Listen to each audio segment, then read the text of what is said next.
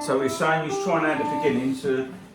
Yeah, and I wasn't really getting anywhere. Well, so what I wanted to do is just carry on drilling the intro where my hands fell, rather than kind of barely getting it and then moving on to something else. What, it's the introduction? Yeah. So like the sort of. That's how you're doing it. So at the moment, what I'm doing is the difficulty. What I've found is it's the sort of like the mini bar, if you like, on the beginning, and also my fingers want to do different things.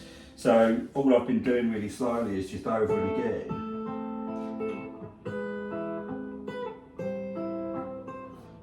Now, see there, you're not using your third finger on your picking hand. Yeah, see, it doesn't want to do it. Don't want to do it. But see your hand there, see your position as well. Yeah. See, but my hands drop right down now. So the difficulty I have with that is, so this is where it becomes awkward. It's getting it relaxed, so it ain't tense as well. And it wants to lift off that finger. Yeah.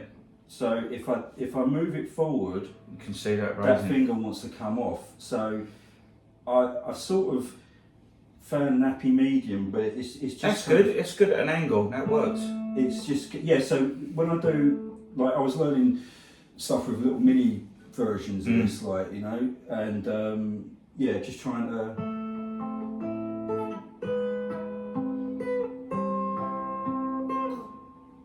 Now that's an odd change, that going from there. That's a lot. Oh, need some volume up. So what you want to do is keep that bar on, so that you get. Yeah. And then when you go to the F, that just. Well, once you go to the F, it.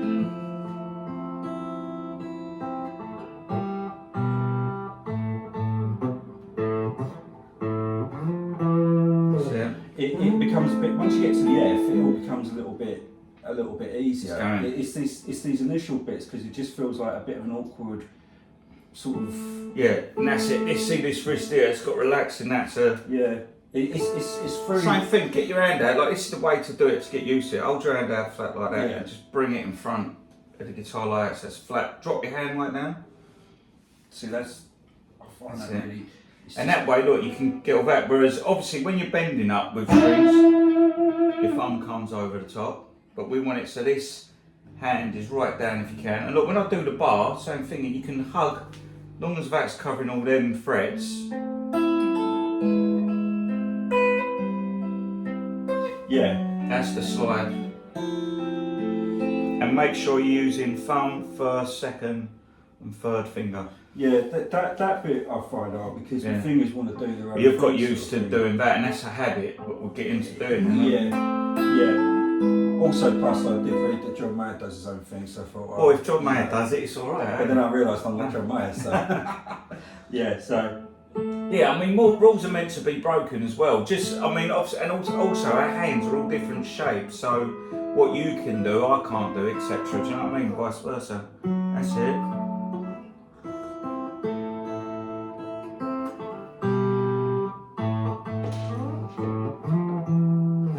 Yeah, it.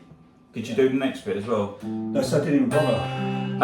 Because I didn't feel there was any point. I didn't want to raise the head. I just wanted to get that part I think that's good. The thing is as well, this is the danger, and I've done it before. I've done a song where I've thought, I'm not going past the first 3 bars. Yeah. And then I do that for a couple of weeks. This is years ago, and I'll be like, I'm bored of this now. So... Yeah, well, that is the risk, right? So I've and then you move on. Yeah, I've almost had to tell myself. I think there's a balance between being disciplined and enjoying it almost. Do you know what I mean? So. Well, yeah, you got to think, what am I picking up? You can tell, as we said before, it's not your job. You're doing it for your enjoyment. No, exactly. And I think as well. So the reason why this is difficult as well, because everything I've been playing up until now has been sort of like typical, sort of like. Yeah. Sort of power chords and stuff like that, which is fine, you can get a lot, but typically you're up on the sort of like thicker strings, isn't you, rather than, you know, so... But that next stage, I would say you're ready for the next part, because everything's there in place. Yeah. Say, you could use your third finger, it's not going to make too much of a difference, but that's technique. But all the finger positions are there, and you're using all the right shapes. So getting that next bit, it's just the open chords. What is it? So it's, as I understand it, it's C, D, F major 7, and then. and you could just work on in 4 bars like that. So you could just think, right, my next part I'm working on is.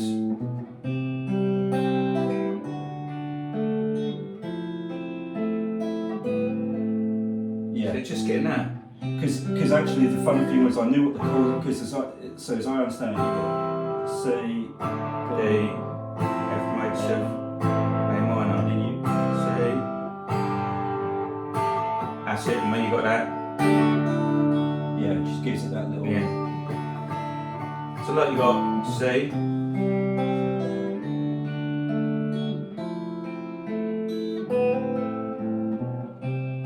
Now when I play that G, I use my 3rd and 4th finger there, because then when I go down to this D sus4, see that finger's already Oh, on. I see what you mean. Look, whereas if you do this, you've got to jump, and that could stop the flow. So look. Yeah. Well, that's why lessons are so good, because so when I read the tab, what I realise, I'm probably not as experienced reading tabs as I should be, but it doesn't tell you what position you should be in. No. So it doesn't say. Or what fingers to use. Yeah, exactly right. So what will happen is you look at something and I just think, that makes no sense to me. I'm moving my hand all over the place. Actually, I could keep these fingers locked down, but that's what you get out of sitting opposite someone, isn't it? I think. So, yeah. So what's the picking? Right. For the first bit, I'm just using my thumb for the bass notes, so the open A to the B. Yeah. So, because that's your leading note. Because where we gone from? We're finished on L. Oh yeah. Then. Yeah. Then C. And there I'm picking, obviously, C, the 2 C's. Like. So you're picking there, so you want and the G. That's it, bang on. So you could just think, right, I'm going to muscle memory that in. Because if you watch Page playing it live, he plays it differently each time. So a lot of people can get hung up. Obviously, you want to have something which is the benchmark, but he would change it slightly. Yeah. And that was the greatness about it. That's what somebody was saying about. That's what they were talking about Van Halen earlier in that interview, and saying, you know, people getting put out because Satriani didn't play a solo the way Van Halen did, but the reality is Van Halen would play it differently every night. Yeah. It wasn't note for note for him. So. And Satriani had like pieces, weren't they? Even Steve Vai in For the Love of God, he plays it exactly, but it's like a piece of work. Well, it's not an improvisation. Like I think For the Love of God is like an arrangement almost, isn't it? Really, you think about it. Up to A, B, then C. And think of the chord shapes, which is easier instead of loads of different notes. Look, C, D, F major 7. Now when you go back to the A minor, you don't have to play the full A minor, just... Yeah, so you're not fretting the whole thing.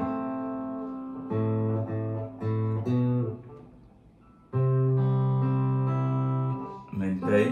Now, a little tip as well, when you go to that, your first note is an open note, obviously you've got, but just think you're just putting down a D chord if you're strumming a song. Don't think of it like a really intricate piece. Look. D. Just go for that D, and if you don't make it, don't worry, because after a while you will get there. Yeah. So look, the worst thing you can do is think, oh, I've got to play a D, where's my fingers going? Yeah, because I think it's the arpeggio that makes it. Yeah, if the note's not ringing out, you get that. Yeah, but also it puts a block in your head, because what I find is if you was to say to me, look, we're just going to go from a C to a D, I don't have a problem. No, but because you're picking a note, it's a mental thing. Yeah, and then suddenly I'm overthinking it and thinking... And we all do. Yeah. You can do that on a gig. You could be doing a gig, and it might be a pressure gig, and it might be a really simple thing you've got to pick, which you've done a million times. And I remember once doing a thing on TV like it, and I had to start this intro of a song, I can't remember how to say. That's it. Can't remember the next bit. Anyway, that was a band called McCabe. And we was doing it on a show with Morella Frost Trap, and we had to record it live. And it was just a really basic intro, but because I think I'm doing it live with all the cameramen and all that, my brain was going, don't muck it up, don't muck it up, what is it again? And I played it a million times. It makes your hands go stiff as well, doesn't it? Well, you freeze up. Well, it's a bit like playing along live to something. So I was playing along live to a couple of tracks the other day, and I had the track more or less down. And as soon as I pressed play, I don't know, I got it 5 times out of 10. And then I had to really struggle to hear the changes and the chords, because maybe they'd add an extra bar of that chord in, which means if I'm changing a bar early or a measure early, it throws it out, and I'm not in sync with them now. But the recording is slightly different than whatever the online video or the tab is saying. And here's a question, would you start the song again? Or would you carry on and try and find your place, or would it pee you off? No, so I would try and find a place, because I get more satisfaction out of that. I think if you go back to the start, I think it's almost like saying I can't make a mistake. Yeah. Whereas I think I get more satisfaction out of going, oh, actually I just locked and sync and move on with it. It's the best way to do it. You know, and yeah. So what I would do is if it's a song where I'm playing the lead part but I don't know the solo, I'll switch over to the rhythm part. Yeah. So at least I'm still playing along, get to the end of the song, and then I'll just cut straight back into something else. So you know, it's a good idea. So look, we've got C, yeah, D, F major 7. So we got See your fingering, that's it. So because it's a new part, you could just work on that fingering, getting it. So, look.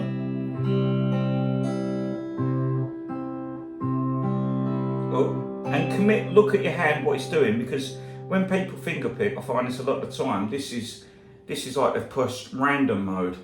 So it's like whatever finger's near they use, and so there's no consistency. But you could go, right, for this C chord, I'm going to go middle finger first, and turn that into an exercise. Now start with.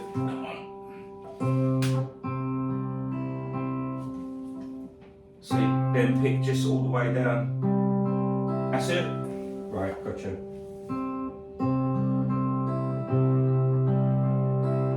Sit doing that for ages, so you know exactly what your fingers. No, I don't go into D now. Go look.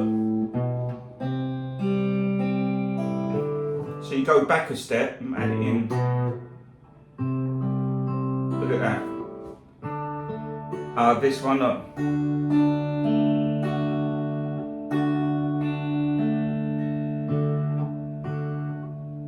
That's it. You're there. Good. That's it. Look at that.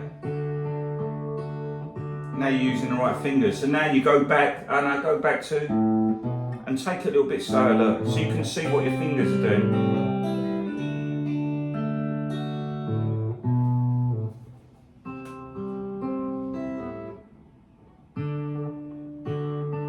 See there, use your middle finger, that's it. Yeah, see that wants the default. So one thing I did do is, to try and assign the fingers, I kept doing that. There was a lick, and I just kept doing it because. So if I did, see, now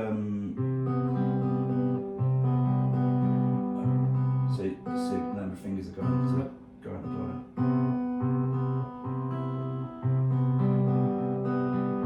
But yeah, I was just doing little licks and just trying to kick the fingers, because I don't know why they all just seem to sort of go where they want to go. Yeah, you've got control. Yeah.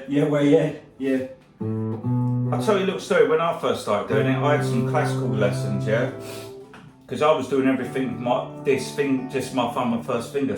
But as a kid, I'd play it like this, look. Right. So you're just sweeping up and down the same finger all the time. I thought I'm going to have some classical lessons, and the guy said you need to use these. the rest of your fingers. Yeah. So let's go back and not. I think as well it's different, like you say, from when you're playing, or when I'm playing a lot of stuff where it's just.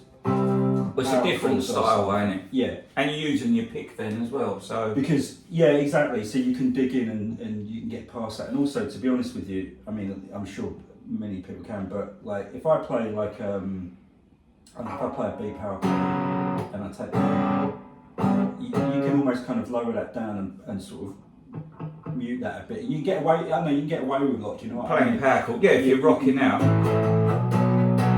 You know, or I could. It adds more life to it, a bit more flesh to it, but really, not everyone's going to notice. Do you know what I mean? No, and you've got to think of it like that's if you could be really confident, and there's loads of guitarists out there who are like play power chords and it'd be like, and they sound great, but it's a different style. So it's a bit like I always use food as an analogy. It's a bit like having a burger stall and you make great burgers. Burgers are great, but this is a bit more like a fish restaurant. It's got to be a bit more delicate. You can't overcook it, and yeah, sort of 30 seconds either side, and one finger on the string, and it's dead. You can't approach it the same. That's what I'm saying. You can't approach cooking a fish like flipping a burger. Yeah, and I think this takes more time as well because it's something I'll just have to sort of sit and drill. Because, like I say, I mean, you know, I picked up a couple of songs the other day, and they were, for the most part, apart from a few little bit like the intro and bridge and a few other bits and pieces, they were sort of mostly power chords. And you can have fun with them because you're confident. Well, you can rock out. Well, the thing is, once you know the key and you know the root, if you know the root, you've pretty much got most of the song worked out. Do you know what I mean? So I mean, you know, yeah. So it's like I was playing some Pumpkins the other day, and it's like, yeah, there's a few little bits and pieces, but I mean,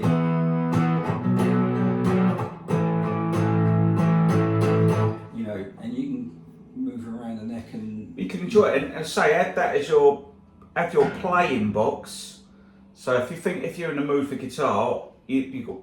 Sometimes in the mood for just noodling. Yeah. Or you just want to play songs, then that's your playing box. The stuff you can't do where it's practice, that is like, I'm shit at this.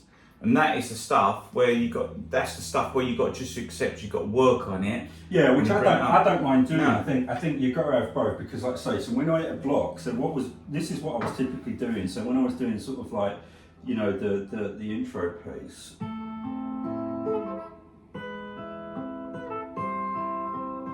And doing that, once I'd done that sort of, I don't know, 40, 50 times, then I'd go and have my burger. and thrash it out. You know, and I would just sort of crank it up, put some crunch on. And now, like what you just done there, you played that riff at this speed, which is the speed of the song. And then when you that gap, so what you want to do, practice doing this, so slow all the changes down. Because if you play, it's like when people play basic chords, if they come back, if they learn, they go, I've learned some chords, and they go like, there's a gap in between because what it should be is this, but so they're playing each part, so if you actually went, look, if you make them equidistant, right? Yeah, make it all slow. Yeah. That's what I was doing before. Aim for that. Actually, I'll tell you what I was doing on this, I've started doing, and I don't know what you think of this, because opinions are always divided wherever you look on this, right? So I started playing it along with a metronome. Do you reckon you should play along with a metronome? So I started doing, so I spend sort of 10-15 minutes warming up. Right, so I'll go up and down the fret. Oh, with a metronome, brilliant. I thought you meant Stairway to Heaven. Well, I was doing that as well, but it was good because I went and looked up the exact sort of like what BPMs they're playing at, and it's quite free at the beginning, isn't it? Yeah. So, but yeah. So what I was doing before, if I was just a spider walking up and down the neck, right, I was doing that on a metronome, and then sort of like I'd start at 100 and end up on like 180 or something, and it's hard to know whether that's actually doing anything or not. I was locking in with it pretty easily. But then I was sort of thinking, well, that feels pretty easy. So I don't know. Does that mean? You've got to use it like if you went for a run. Just say you went down a 3-mile run, which I know you like doing 3 times a day. Oh yeah. 9 miles. That's it. But if you went for a run and you didn't use a stopwatch, you wouldn't know if you're getting faster. Yeah, true. So it's a good barometer, isn't it? Yeah. So if I ain't got me But yeah, so with a metronome, if I was even doing a simple scale like this,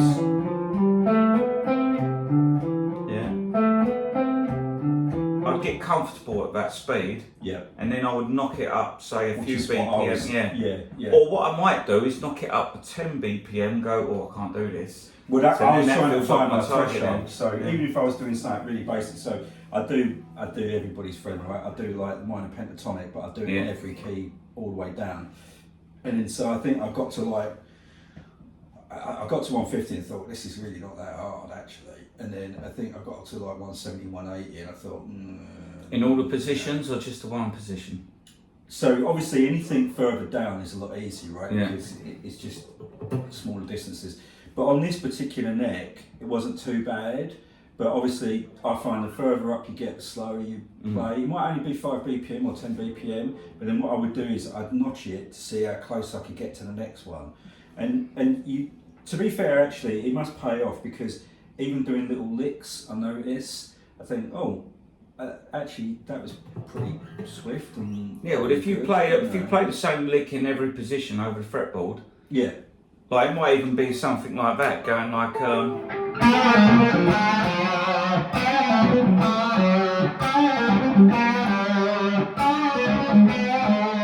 just moving that up and down the fretboard, you'll get. Well, actually, there's good argument, I think, to having little musical exercises because it is pretty stilted. Just saying, oh, I'm going to spider walk to 180 BPM. It's kind of like, it's not musical, is it? Do you know what I mean? No, it's mechanical, but it's got its place. It has got its place, but- Or find licks you like doing. Instead. Yeah, I see it as like, that's a good 10-minute, get the blood going, get your hands warmed up sort of thing. But then after that, you still want to practice. So like, for instance, what I tend to do is I'll find a song, like, so that I want to practice hand-ons and pull-offs. I'll find a song that has a lot of hand-ons and pull-offs that I can play and I like. So then, by virtue of continuing to play it, you're going to build muscles as well. Yeah, and I do, and also just putting the time in, to be honest. Yeah. So, I mean, I've probably played, what is it, Friday? I've probably played 6-7 hours this week, I'd say. That's what's that, an hour a day or something? Yeah, at least. If What not about the more. weekend, do you do more? Last weekend I probably played, I probably played, I don't know, 3 or 4 hours, I'd say. And I would have played more, but I just didn't have time available. But yeah. But then the more you can play, the more it opens up. Yeah, and you've got to enjoy it, ain't you, as well? Yeah, well, that's the thing. So if you're switched off, because sometimes you go over the top of the hill, so it could be the practice could. It's diminishing returns, really. Yeah. So I mean, and sometimes it's just I'll go back and like, you know, little licks that we've played that I might.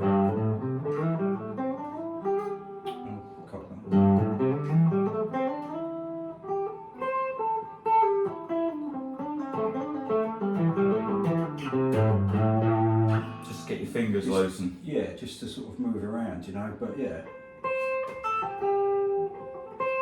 That do us there, I reckon.